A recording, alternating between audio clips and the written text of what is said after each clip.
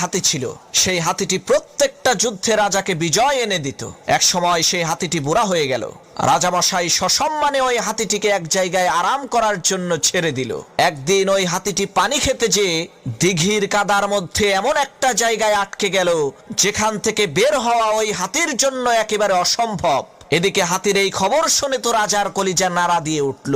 কি করা যায়, কিভাবে ওই হাতিকে ওই কাদার মরণ ফাঁদ থেকে মুক্ত করা যায়? এক এক মন্ত্রী এক এক বুদ্ধি দিতে লাগলো। কেউ বলল, রাজামশাই, ওই হাতিকে অন্য হাতির সাথে রশি দিয়ে বেঁধে টেনে কাদা থেকে বের করা হোক। কেউ বলল, শত শত মানুষ দিয়ে টেনে বের করা হোক। এক একজনের এক এক বুদ্ধি, কিন্তু কোনো বুদ্ধিতেই হাতিকে কাদার মধ্য থেকে বের করা যাচ্ছে না। যতই হাতিটিকে টানা হচ্ছে ততই হাতিটা কাদার নিচে চলে যাচ্ছে। এমন সময় সবচাইতে যে বৃদ্ধ মন্ত্রী, সে বলে উঠল, রাজামশাই, যতই টেকনিক খাটান আর যতই কৌশল খাটান, কোনো